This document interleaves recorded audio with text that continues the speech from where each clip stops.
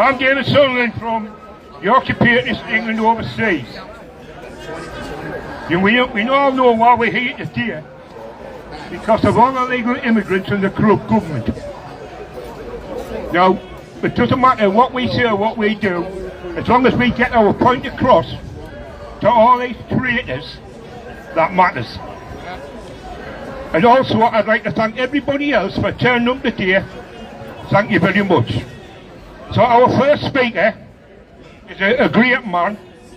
He's been campaigning for many years on behalf of victims of child abuse. He has fought over the years to fight for those placed in harm's way. He's also a freelance journalist who supports many causes and events. Please, I'll introduce you to now, Alan Merritt. Thank you guys, thank you Leeds for having us today.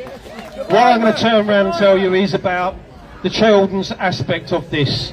Now, for many, many years, this government has been so corrupt, or many governments before them, their predecessors. The whole establishment is corrupt. The police are not fit for purpose. We've just seen an inquiry just come out about Surrey Police. Surrey Police were responsible for Beecham Children's Home, where over 150 children were beaten, sexually abused, tortured, physical, psychological and mental damage was done to them children. I'm stemming back 60 odd years. When I was 0 age, I went in 5 children's homes before I was 5 years of age. 5 children's homes. Put yourself in my shoes, walk in my steps and see how you manage in life psychologically the damage they do to children in care. It's not fit for purpose. They have a duty of care for children and they fail in every way for their duty in care for children. And this has been going on for such a long time. Our politicians have got away with this for a long, long time. I used to be a cab driver in London. You don't need to tell me about Dolphin Square, the Elms Guest House, about Belgravia, and everything that went on. Koo Stark was in my cab. She was seeing Prince Andrew. Melanie Shaw had a photographic memory. She could remember the diplomatic cards, the registration numbers. She remembered Prince Andrew's 15-number digit card on his credit card. These people were slaves to the state, placed and incarcerated in kangaroo courts. 6 years of age, this little boy. Look at the hurt in that little boy's eyes. That little boy is Alan Merritt. Look at the hurt in that little boy's eyes. Being abused in a children's home. God bless you. God bless you. Thank you guys. Abused in the children's system, right?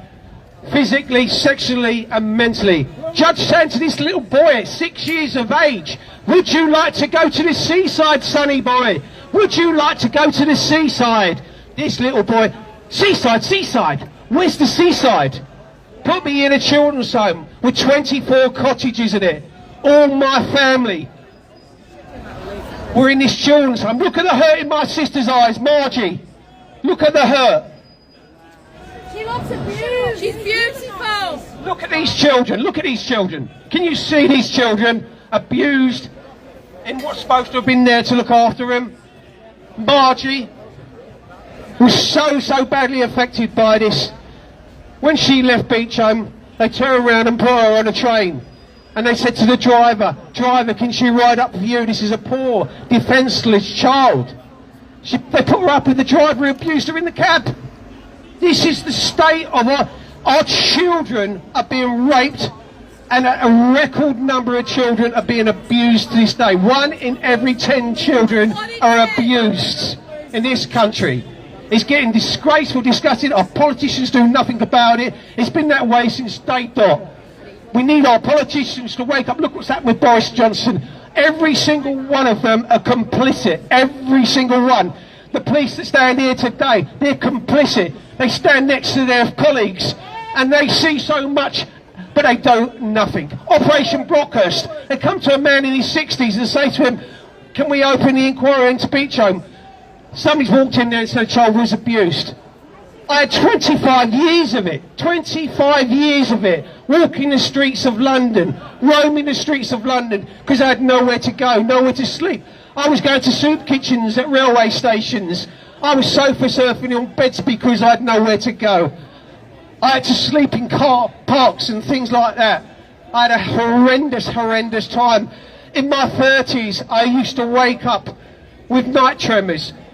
Big woman standing over me, Audrey Wilson, touching a little 6-year-old boy, 7-year-old boy in the dormitories. They used to take you in the bathroom, they used to waterboard you, they used to get carbolic soap, they used to stick it in your mouth and in your eyes. And they used to burn, and they used to get the 4 scrubbing brushes and they used to scrub you. The bathrooms were the torture chambers for these children's homes. I was one of them children. Look at this poor little fucker, look. This little boy couldn't speak, this adult can. This little boy inside this man can speak, and he will speak, and he will go on speaking forever.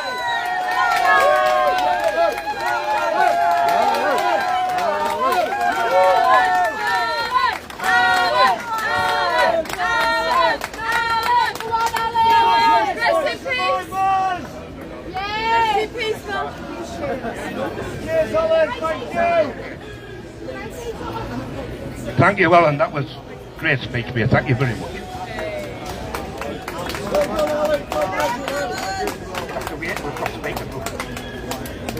The next speaker is known very well. This lady has been involved in politics for many years. She has previously sat on the NEC of UKIP and helped them manage the Brexit campaign. And now she's working to establish a community interest company called the Unite Indigenous Rights Alliance. And this will be an advocate for the rights of our native population. So can you please welcome Katie Farron. Thank you. Demography is destiny. I'm sure you've all heard this evidence saying previously. And what kind of dark, ominous destiny is our current demographic trajectory creating for the white indigenous populations of Great Britain? Well, if you're lucky enough to not yet have had your local area heavily occupied by peoples of foreign origin, then all you need to do is ask those who have for some insight into what your near future holds. Ask your fellow native British, who have been made a vulnerable, persecuted minority in their own home cities and towns, who have been made strangers in the streets that they grew up in, who have watched the home that they knew change beyond recognition, turning into Africanized and Islamified, crime-ridden third world-like slums, filled with foreign faces and constant foreign hostility.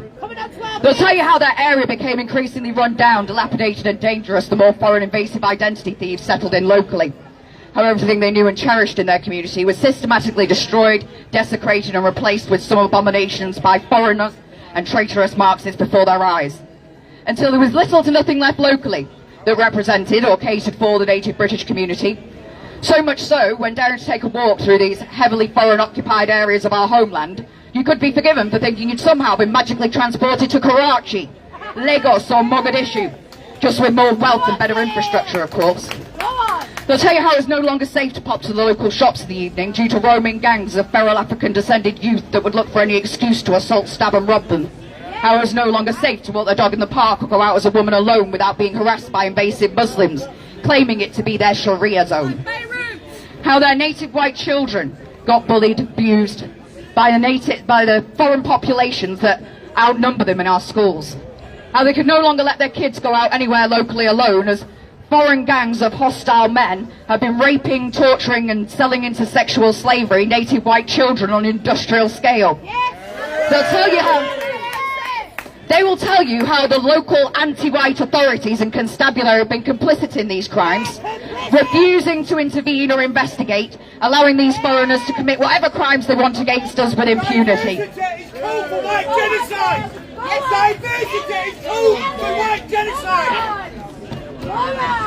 You've made me lose my place. They found as native white British they could get no protection or justice for the crimes that were being committed against them.